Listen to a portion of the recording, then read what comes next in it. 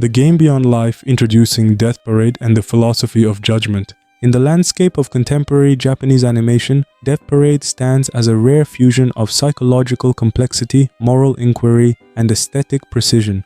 Written and directed by Yuzuru Tachikawa, the series departs from conventional anime tropes and instead constructs a moral laboratory where the essence of human nature is interrogated through simulated games of chance and cruelty. At the center of this moral experiment lies a profound philosophical question. Can morality be objectively evaluated when emotion and context are removed from judgment? Death Parade confronts this question by dismantling the illusion of neutrality in ethical reasoning, suggesting that attempts to judge human souls through rigid systems inevitably distort rather than reveal truth. The narrative begins with a deceptively simple premise. Two recently deceased individuals arrive at a mysterious bar known as the Quindecim, unaware of their own deaths.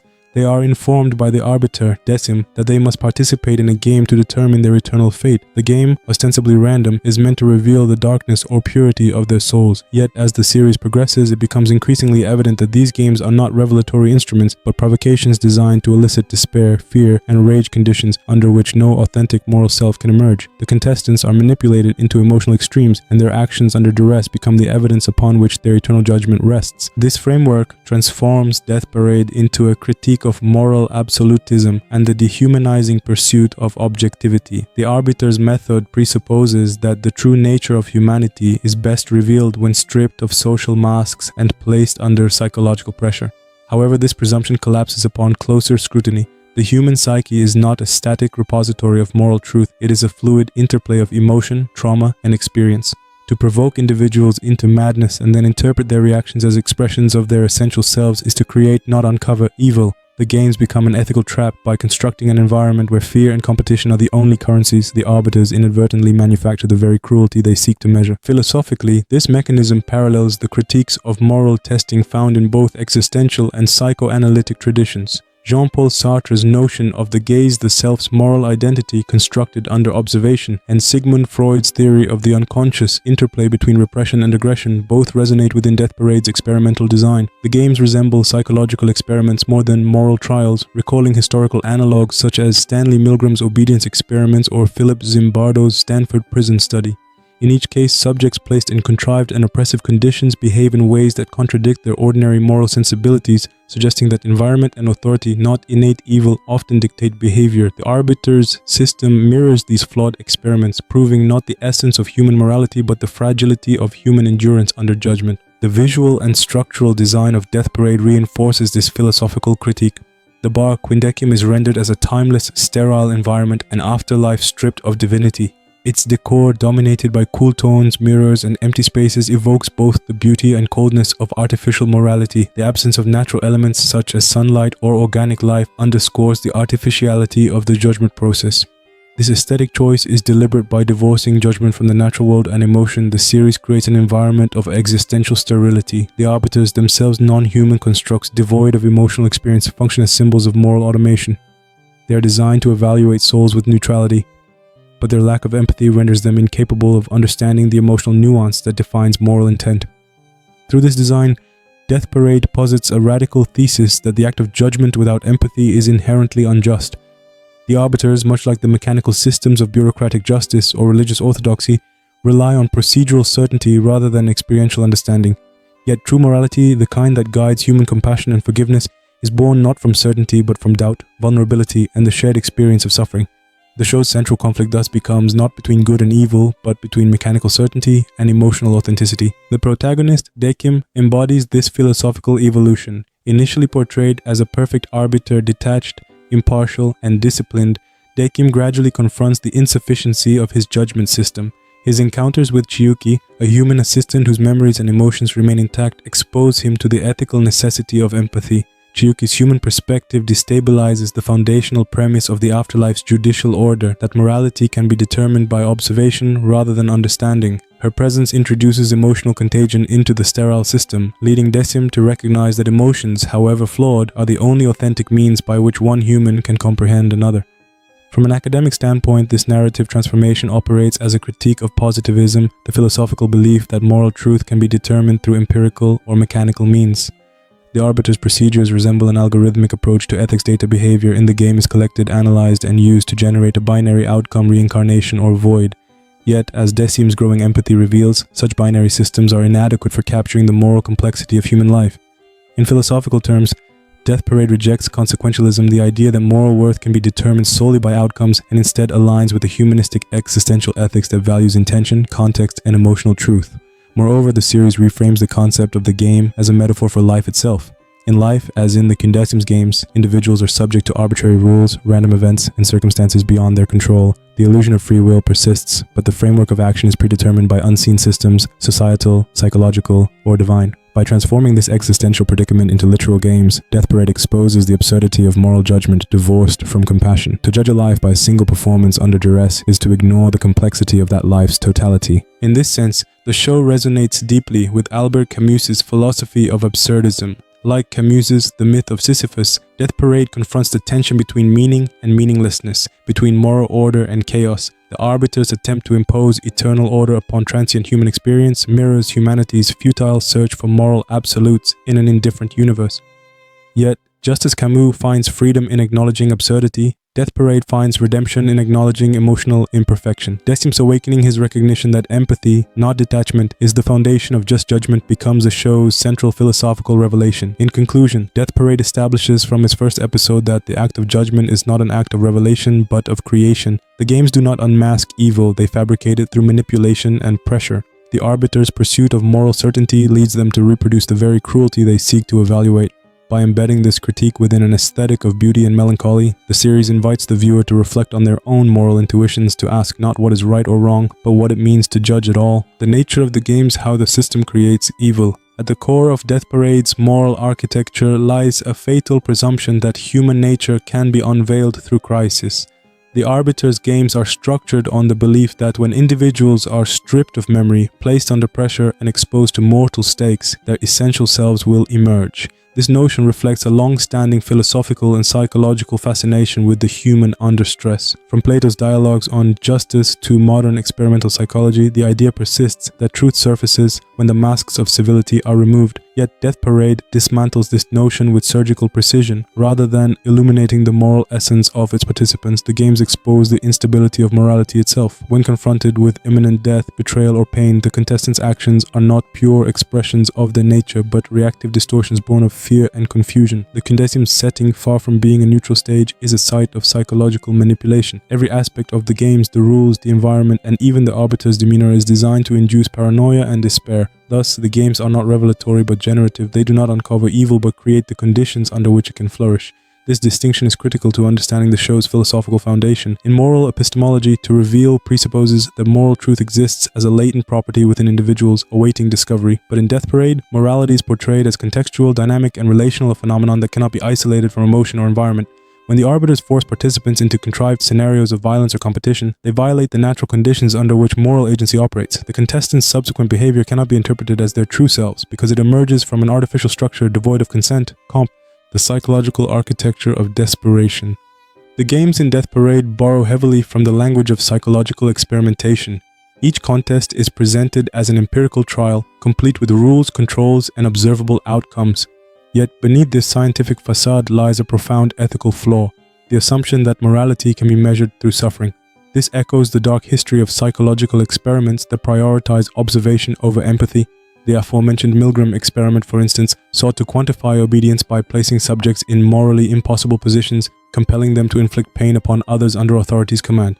Similarly, the Stanford prison experiment demonstrated how ordinary individuals could become cruel when immersed in oppressive structures.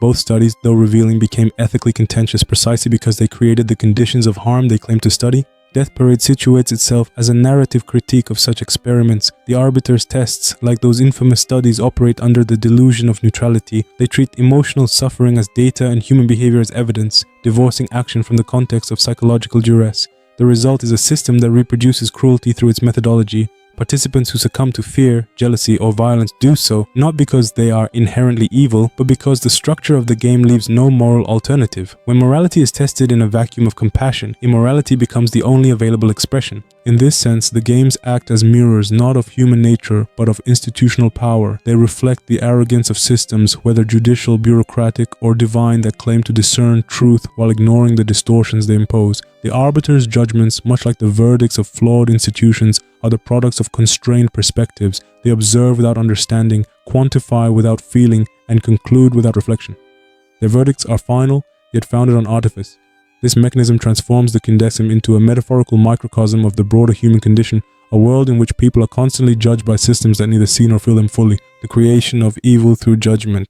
To understand how Death Parade constructs evil rather than revealing it, one must examine the psychological mechanics of the games themselves. Each scenario begins with an illusion of normalcy, a bar game, a sport, or a competition. The arbiters withhold crucial information, the contestants are already dead, their actions will determine their eternal fate, and the stakes are not symbolic but absolute. This concealment establishes the first act of manipulation. The contestants are denied agency over their participation, their consent is coerced by ignorance. As the games progress, the tension escalates. The contestants' memories begin to resurface, revealing fragments of the lives they led, betrayals, regrets, and traumas. These memories, rather than clarifying their identity, act as catalysts for moral disintegration. Under emotional duress, they project blame, mistrust, and fear onto one another. The arbiters interpret this behavior as a reflection of the soul's essence, but the audience, granted full narrative perspective, perceives the deeper irony. The contestants are reacting exactly as any human would when placed in a situation of existential terror. The arbiters' detachment transforms them into agents of creation rather than observation. By engineering despair, they generate the very darkness they claim to reveal. The process is reminiscent of theological paradoxes, particularly those found in Calvinist and existential thought, wherein divine judgment predetermines sin by establishing conditions under which sin is inevitable. In Death Parade, evil becomes an outcome of divine bureaucracy. The system's need for judgment ensures the perpetual production of the judged. This raises an unsettling question. If evil can be manufactured through structure, then what moral validity can judgment possess? The show's answer is deliberately ambiguous. By the time Decim begins to doubt his own procedures, the viewer has already been forced to confront the moral complicity of the arbiters themselves. Their calm rationality, their insistence on neutrality becomes indistinguishable from cruelty. The more they cling to their emotionless role, the more their actions mirror the very inhumanity they condemn in others. Deconstructing objectivity.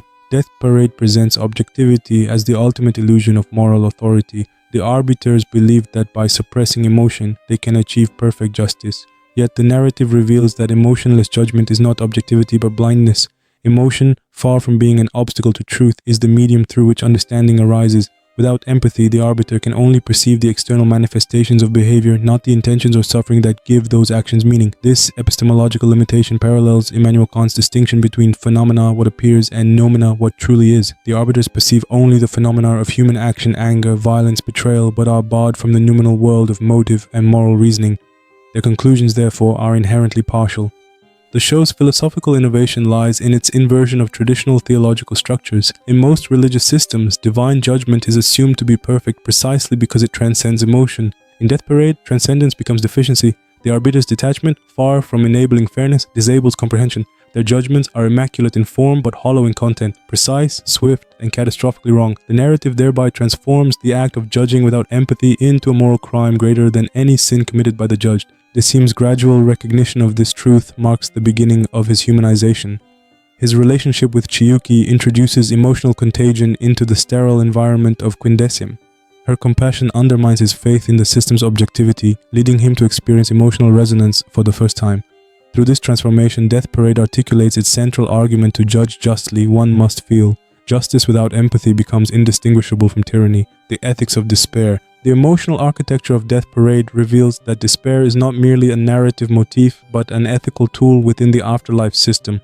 Despair functions as both catalyst and constraint. It exposes vulnerability while constraining moral agency. By forcing contestants into despair, the arbiters create a false equivalence between reaction and essence. In psychological terms, despair collapses the distinction between self and situation. A person under existential threat behaves according to instinct, not moral conviction. Thus, when contestants commit violent or selfish acts during the games, those acts are reflections of imposed conditions, not intrinsic evil. The ethical implications of this are profound.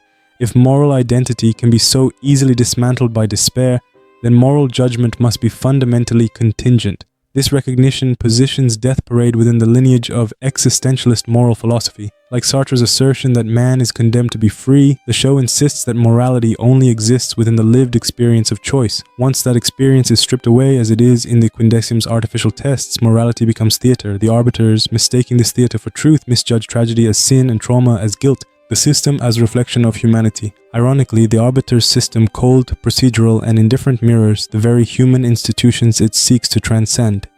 Bureaucratic justice systems, corporate hierarchies, and algorithmic governance all share the same flaw: they reduce human complexity to measurable outcomes.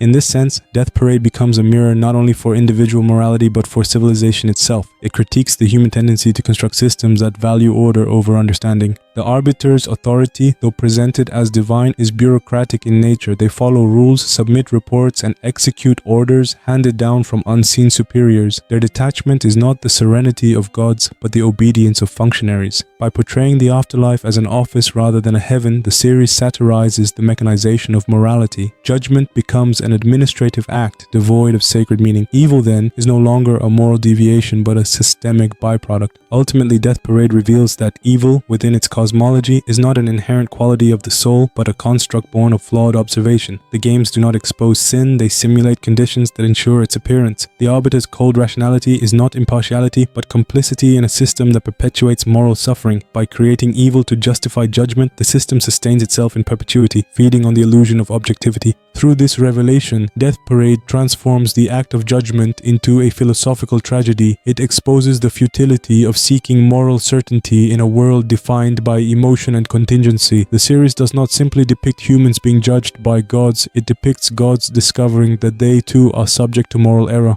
The cognitive paradox of judgment. Judgment, as both a psychological process and a philosophical act, operates at the intersection of cognition, emotion, and moral reasoning. Death Parade positions itself precisely within this intersection, challenging the long-standing philosophical dichotomy between reason and emotion. In the series, arbiters such as Dekim embody the ideal of pure rationality, beings designed to observe, evaluate, and decide without the contamination of feeling. Yet this very purity, which ought to secure moral precision, instead produces distortion and cruelty. By denying the emotional dimension of judgment, the arbiters nullify the possibility of understanding. The result is a paradox. The attempt to judge without emotion leads to judgments devoid of truth. In psychology, moral judgment has never been a purely rational phenomenon. Studies in cognitive neuroscience have demonstrated that emotional processing, particularly in the ventromedial prefrontal cortex, is inseparable from moral decision-making. Damage to this region impairs emotional response and produces what Antonio Damasio famously called the absence of feeling, which leads to decisions that are logical but ethically perverse. Death Parade dramatizes this neurological reality through its emotionless arbiters. Their reasoning is flawless, their conclusions decisive, but their judgments lack the ethical substance that only emotion can provide. The show thereby redefines emotion not as the enemy of reason but as its necessary counterpart in moral cognition, the absence of empathy as cognitive blindness. Empathy is often regarded as the capacity to understand the emotions of others. Yet within Death Parade, empathy is not merely an emotional reaction. It is a mode of perception, a way of apprehending moral reality. The arbiter's failure to empathize thus functions as a form of cognitive blindness.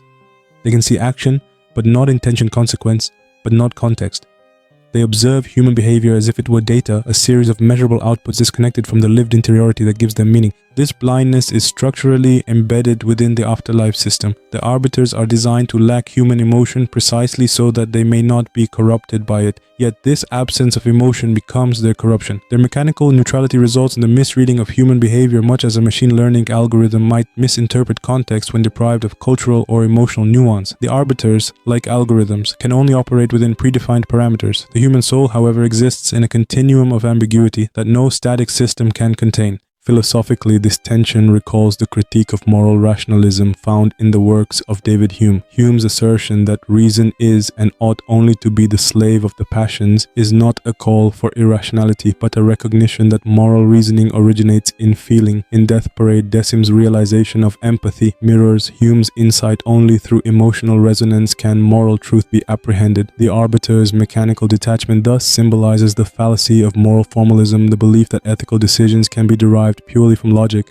emotional triggers, and the architecture of ambiguity. The games at Quindecim are constructed to provoke emotion, not to reveal truth. Yet in doing so, they uncover a paradox of moral psychology. Emotion both illuminates and distorts moral judgment. Under normal circumstances, empathy guides human beings toward compassion and fairness. However, under conditions of stress, fear, or grief, emotion can mutate into aggression and defensiveness. Death Parade situates its characters precisely in this liminal space between empathy and panic, creating conditions where morality collapses into survival instinct. The arbiters interpret this collapse as evidence of inner evil, but psychological research suggests otherwise.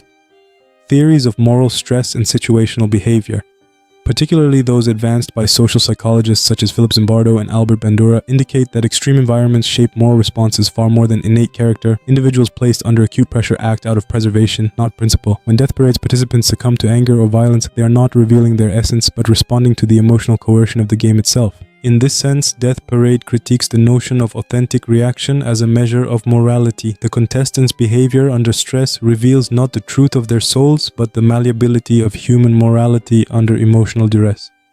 The arbiters mistake desperation for essence because they lack the capacity to distinguish between emotional reaction and ethical intention.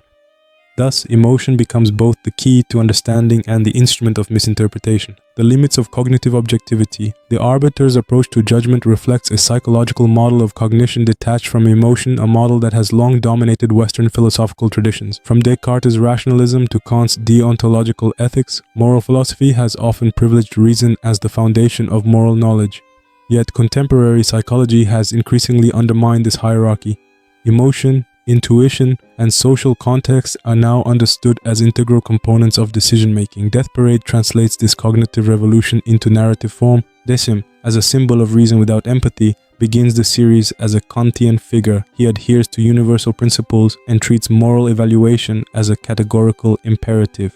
His judgments are absolute, his reasoning unyielding. However, as the narrative progresses, Chiyuki introduces him to an alternative moral framework, one grounded in relational ethics rather than formal principles. She teaches him that understanding another being requires emotional vulnerability, not intellectual detachment. In psychological terms, this transition represents a shift from cold cognition to hot cognition, where emotion actively participates in moral evaluation. This transformation is not portrayed as a loss of objectivity, but as its deepening. Decim's eventual empathy does not compromise his ability to judge, it enriches it. By feeling, he perceives dimensions of human experience previously inaccessible to him. The show thus redefines objectivity, not as emotional absence, but as emotional awareness, the capacity to recognize the subjectivity of others while maintaining reflective distance. Phenomenology of moral perception. From a phenomenological perspective, Death Parade engages with the problem of moral perception. How does one perceive the moral reality of another being? In Edmund Husserl's and Maurice Merleau-Ponty's thought, perception is not passive reception but active constitution. We do not merely see the world, we interpret it through our lived experience. Applying this framework to Death Parade, the arbiters' judgments fail because their perception is incomplete. They perceive behavior but not being, action but not consciousness. Chiyuki's intervention restores phenomenological completeness.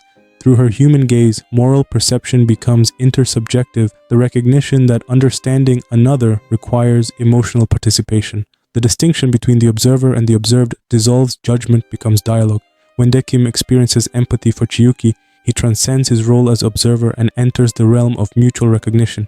In that moment, he ceases to be an arbiter and becomes human. This transformation aligns Death Parade with existential phenomenology's critique of detached observation. Jean-Paul Sartre's notion of the look describes how being observed objectifies the self, reducing it to an external identity. The arbiter's surveillance of human souls reproduces this objectification. Their gaze transforms the contestants into moral specimens, stripping them of interiority. Empathy, by contrast, rehumanizes perception. It allows the observed to be seen as subject rather than object.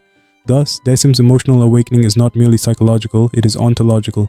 Ambiguity as the condition of moral truth. The series ultimately posits ambiguity not as a problem to be solved, but as the foundation of moral truth. Every judgment in Death Parade occurs under conditions of uncertainty, fragmented memories, incomplete knowledge, and conflicting emotions. Yet rather than treating this uncertainty as failure, the series reframes it as authenticity. Moral clarity, it argues, is an illusion born of distance. Only through immersion in ambiguity can one approach truth. In psychological terms, this view resonates with the concept of tolerance for ambiguity, a cognitive trait associated with empathy, creativity, and ethical flexibility.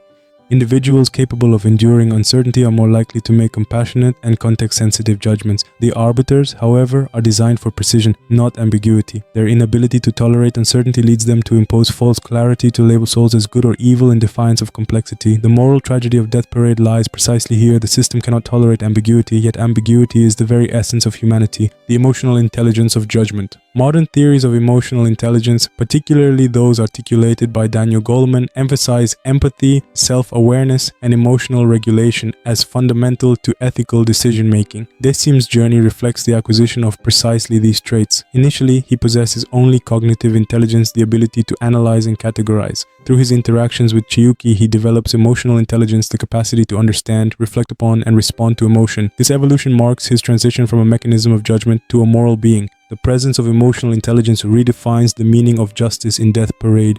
Justice ceases to be an act of evaluation and becomes an act of understanding.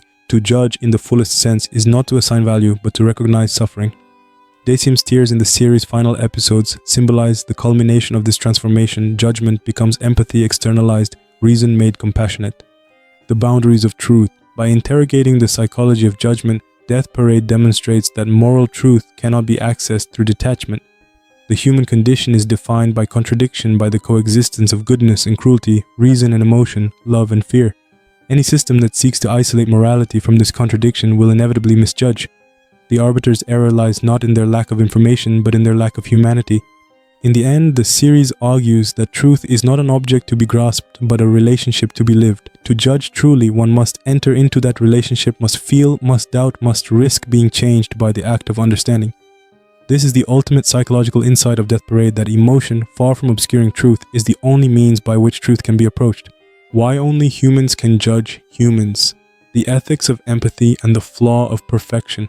The paradox of perfect judgment. The question of who holds the moral right to judge lies at the heart of Death Parade. The series begins by postulating a universe where human souls are evaluated by entities designed to be flawless arbiters who cannot feel, doubt, or change. These beings exist to provide what humans, burdened by emotion and bias, supposedly cannot: perfect justice. Yet, as the narrative unfolds, perfection itself emerges as the fatal flaw of judgment. The arbiter's immunity to emotion, intended to secure objectivity, instead eliminates the very quality that makes judgment humane. This paradox reveals the series' central ethical thesis that moral perfection, when divorced from empathy, becomes indistinguishable from cruelty.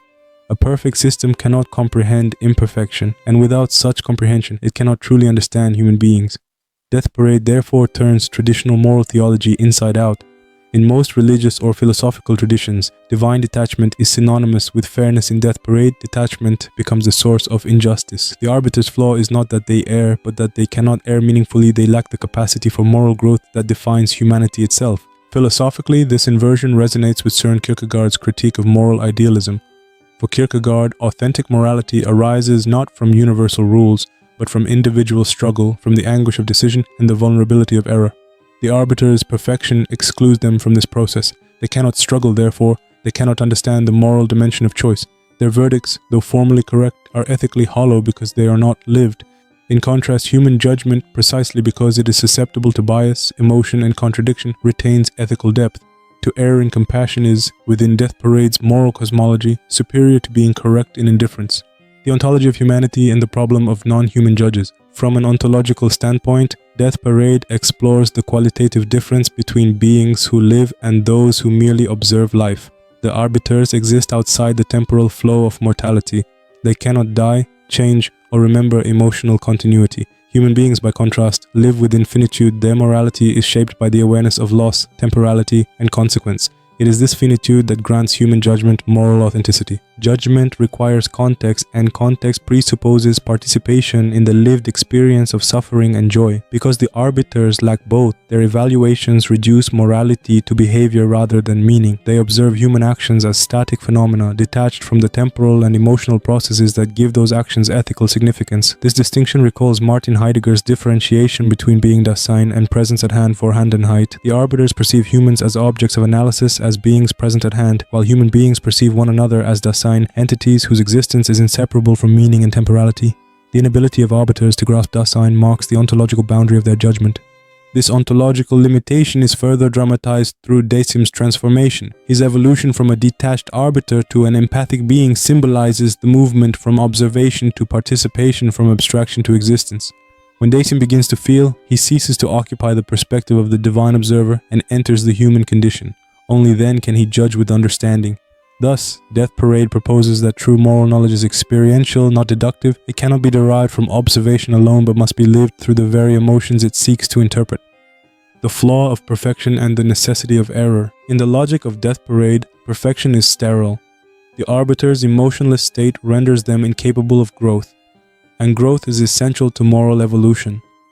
Human morality, by contrast, is dynamic. It develops through reflection, regret, and the experience of error. The show thus transforms imperfection from a moral defect into an ethical virtue. To be flawed is to be capable of learning. To be perfect is to be incapable of change. This inversion resonates with the broader existentialist tradition, particularly Friedrich Nietzsche's critique of static morality.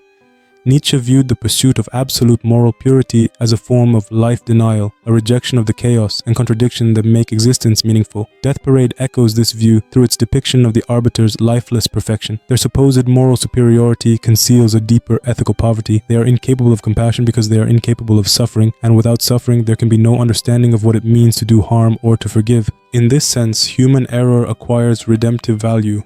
When a human judge errs, that error invites reflection, apology, and transformation. When an arbiter errs, no such possibility exists, for error requires self-awareness and emotional accountability. The arbiter's flaw is therefore metaphysical. They cannot become better because they cannot experience the emotional feedback that enables moral correction. Their perfection imprisons them in moral stasis. The ethics of emotional judgment. Critics might argue that emotional judgment risks bias, that to judge through feeling is to invite partiality.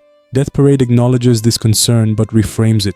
The issue is not whether emotion introduces bias, but whether the absence of emotion annihilates understanding. Human emotion, though fallible, is capable of self-correction. Empathy allows one to perceive and regret injustice. Emotionless systems, by contrast, lack this reflexivity. They cannot recognize their own moral failures. Psychologically, this distinction parallels the difference between conscious and unconscious moral reasoning. Humans can reflect upon their judgments, reassess them, and alter behavior accordingly. The arbiters, programmed to remain consistent, cannot. Their judgments are static decrees, unmediated by the self-awareness that constitutes ethical reflection. Death Parade thus proposes that the capacity for moral revision, the ability to feel doubt, is what legitimizes human judgment. In this regard, Chiyuki's role becomes emblematic. As a human within the system of the dead, she embodies the irreplaceable value of emotional perception. Her empathy destabilizes the arbiter's logic, but simultaneously restores moral integrity to the act of judgment. By feeling sorrow for those she judges, she performs the ethical function that the arbiters cannot. She bears moral responsibility. Responsibility in the existential sense arises not from detachment, but from involvement, from being affected by the suffering of others.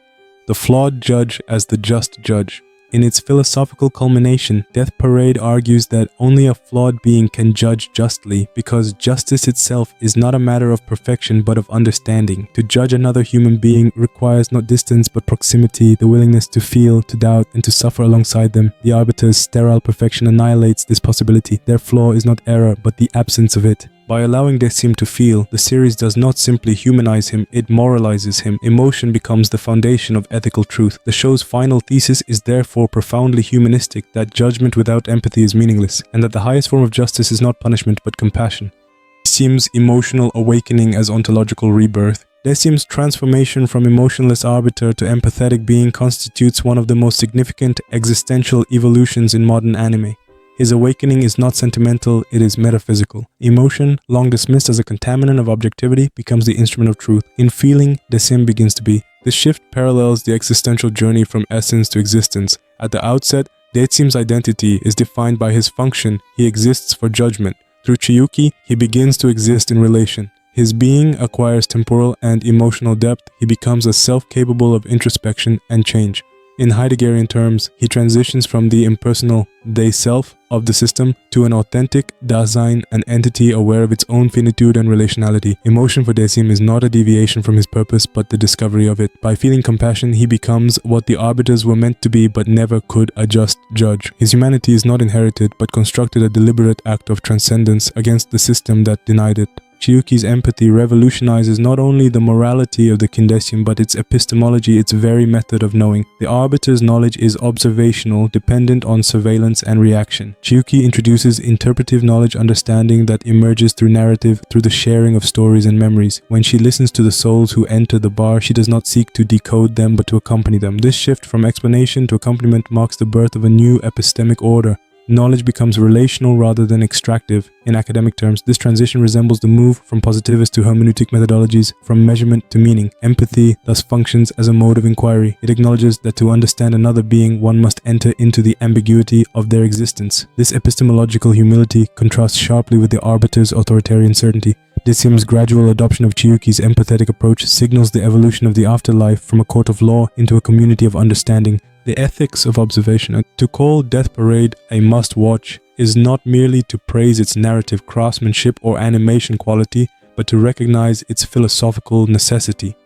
It is an anime that demands viewing because it forces confrontation with the moral assumptions that structure human judgment itself. In a medium often driven by spectacle, Death Parade constructs its beauty through restraint, through dialogue, silence, and reflection. The series is not a story about judgment, it is a mirror of it. It compels the viewer to participate in the ethical dilemmas it portrays. Each episode transforms the audience into a third arbiter, silently assessing the souls under Decim's watch, only to discover that this very impulse to judge implicates us in the system's cruelty.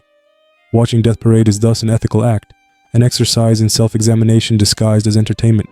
This duality between viewing and being viewed defines the show's brilliance. It dismantles the barrier between fiction and philosophy, transforming the act of watching into an act of moral reflection.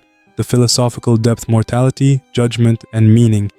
At its core, Death Parade belongs to the philosophical lineage of existential humanism. Like Camus' The Stranger or Sartre's No Exit, it situates consciousness in a postmortem space where human essence is stripped bare. Death here is not annihilation but exposure, the point at which identity confronts itself. The series proposes that morality, detached from the lived experience of mortality, becomes meaningless. The arbiter's immortality symbolizes this absence of existential weight. They judge without having ever lived, thus they misunderstand the moral significance of choice. Each episode becomes a meditation on the question, can morality exist without mortality? Through this framework, Death Parade engages the oldest philosophical paradox of ethics, whether moral knowledge is derived from divine law or human experience. Its answer is decisively humanistic. True morality, the series insists, arises not from transcendence but from finitude, from the fragile knowledge that one's actions have irreversible the psychological dimension, the anatomy of judgment. Beyond its metaphysical scope, Death Parade functions as a masterclass in psychological realism. Each game operates as a microcosm of human behavior under extreme conditions. The bar becomes both confessional and experiment, a psychological crucible where repressed emotions surface and moral facades crumble. The brilliance lies in how the series refuses to simplify these reactions into moral archetypes.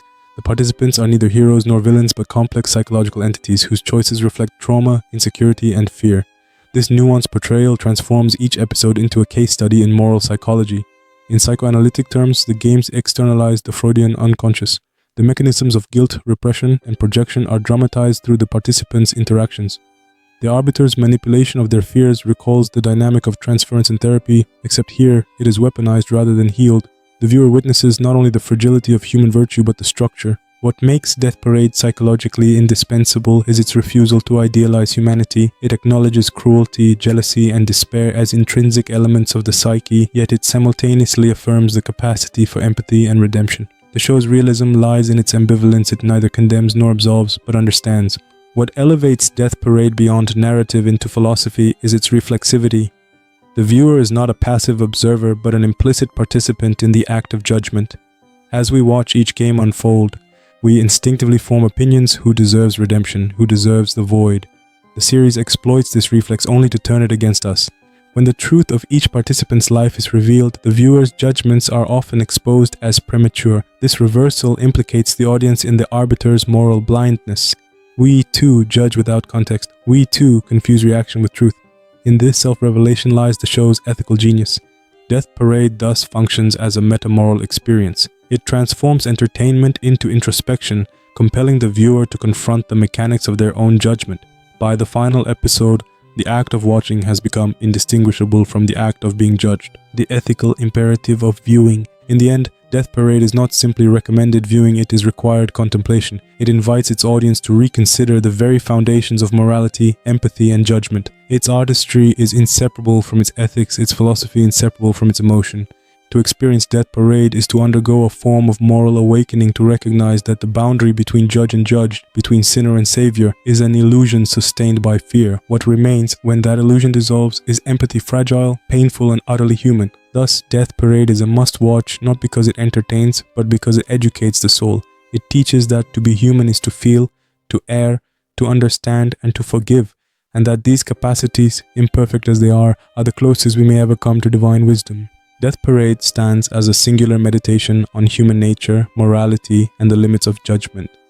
Across its narrative arc, the series demonstrates that morality cannot be measured solely through observation or abstract systems. The Quindecim games, though meticulously designed to reveal the truth of the human soul, paradoxically produce the very behaviors they claim to measure. By placing participants under extreme stress, manipulating memory, and isolating relational context, the series exposes a profound philosophical truth. Systems of judgment can never fully apprehend the complexity of human ethics. The series' central assertion is that only humans capable of empathy, vulnerability, and relational understanding can truly evaluate the moral essence of another being.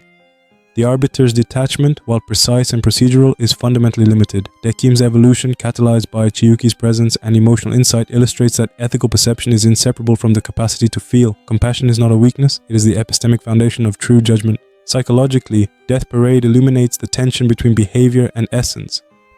Humans do not act in ethical vacuums. Decisions are shaped by context, memory, relational perception, and emotional residue. The series' games dramatize this principle with clarity under duress. The human soul reveals both its fragility and resilience. The show emphasizes that what appears as evil may be the product of circumstance, systemic pressure, or fear, and that moral absolutes are illusory. Aesthetically, the series reinforces its philosophical message through disciplined visual and auditory design. The Quindecim bar, minimal and liminal, serves as a canvas for existential exploration. The subdued palette and measured pacing create space for reflection rather than distraction. Sound, rhythm, and silence amplify emotional resonance, transforming each judgment into both spectacle and meditation. Death Parade demonstrates that artistry and philosophy can be inseparable. Its form conveys meaning as profoundly as its narrative. At its core, Death Parade is a call to ethical humility. It challenges viewers to recognize the limitations of judgment, the necessity of empathy, and the moral significance of relational understanding. The series asserts that to be human is not to enact perfect justice, but to engage compassionately with the complexities of existence, acknowledging suffering, vulnerability, and choice.